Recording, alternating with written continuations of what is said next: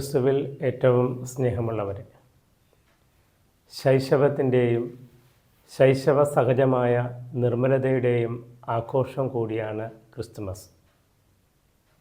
ഇങ്ങനെ ശൈശവം ആഘോഷിക്കപ്പെടുമ്പോൾ മനസ്സിൽ ഒരു ഭാരം അനുഭവപ്പെടുന്നുണ്ട്. കാരണം ഇന്ന് തങ്ങളുടെ കുഞ്ഞുങ്ങളെ ഈ നിർമ്മലതയിൽ വളർത്തിയെടുക്കുവാനായിട്ട് മാതാപിതാക്കൾ ഒരുപാട് ക്ലേശിക്കുന്നുണ്ട്.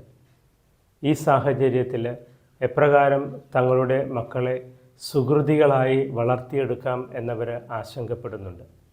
അതിന് ഈ ക്രിസ്മസ് കാലം പരിശുദ്ധ അമ്മയുടെയും ഔസേപ്പിതാവിൻ്റെയും മാതൃക നൽകി നമുക്ക് പ്രത്യാശ നൽകുന്നു. ഈ പ്രത്യാശ അടങ്ങിയിരിക്കുന്നത് അവരുടെ പുത്രനായ ക്രിസ്തുവിൽ തന്നെയാണ്.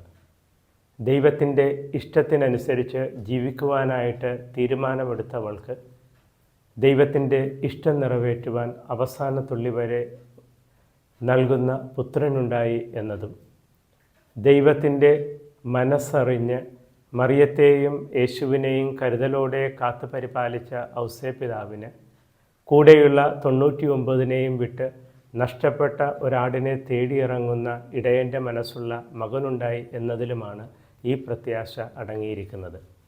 ഇത് തന്നെയാണ് നമ്മൾക്കുള്ള പാഠം. മാതാപിതാക്കളുടെ ജീവിതത്തിൽ നിന്നാണ് മക്കൾ പലതും പഠിക്കുന്നത്. ആധുനിക മനഃശാസ്ത്രം നമ്മെ ഓർമ്മപ്പെടുത്തുന്നു, നമ്മുടെ സ്വഭാവവും നമ്മുടെ വ്യക്തിത്വ സവിശേഷതകളുമൊക്കെ ഏറിയ പങ്കും നമ്മുടെ മാതാപിതാക്കളിൽ നിന്ന് നമ്മൾ പഠിച്ചെടുത്തിട്ടുള്ളതും കടം കൊണ്ടിട്ടുള്ളതുമാണ്.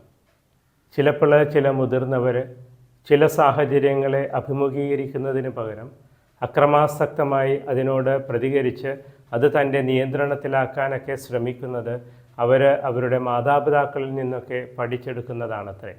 അങ്ങനെയാണെങ്കിൽ മക്കൾക്ക് നല്ല മാതൃക നൽകുന്ന മാതാപിതാക്കൾക്ക് സുഹൃതികളായ മക്കൾ ഉണ്ടാവുക തന്നെ ചെയ്യും. നഷ്ടപ്പെട്ടു പോയാൽ പോലും വിശുദ്ധ അഗസ്തീനോസിനെ പോലെ തിരികെ വരുന്ന മക്കളുണ്ടാവും. ഈ ക്രിസ്മസ് കാലം നമ്മളെ ഓർമ്മപ്പെടുത്തുന്നത് അതുകൂടിയാണ്. മക്കൾക്ക് നല്ല മാതൃകകൾ കൊടുക്കുക. എങ്ങനെ മക്കൾക്ക് നല്ല മാതൃകകൾ കൊടുക്കാനാവും? ഏറെ ലളിതമാണ്. ദൈവത്തിൻ്റെ ഇഷ്ടത്തിനനുസരിച്ച് ഓരോ ദിവസവും ജീവിക്കുവാനായിട്ട് ശ്രമിക്കുക.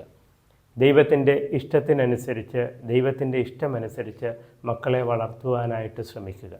അപ്പോൾ ദൈവാനുഗ്രഹം നിറഞ്ഞ മക്കളുണ്ടാവും. ഇത് ഓർമ്മപ്പെടുത്താനാണ് നമ്മുടെ പ്രിയങ്കരനായ ഫ്രാൻസിസ് പാപ്പ വിശുദ്ധ കൊച്ചുത്രേസ്യയുടെ മാതാപിതാക്കളായ ലൂയിസ് മാർട്ടിനെയും മരിയ സ്വെലിൻ ഗവിയെയും വിശുദ്ധരായി പ്രഖ്യാപിച്ചത്. സുഹൃതം നിറഞ്ഞ മാതാപിതാക്കൾക്ക് സുഹൃതം നിറഞ്ഞ മക്കളുണ്ടാവും. ഈ മക്കളിലൂടെ മാതാപിതാക്കൾ വാഴ്ത്തപ്പെടും. ദൈവത്തിൻ്റെ നാമത്തിന് ഉപരിമഹത്വമുണ്ടാകട്ടെ.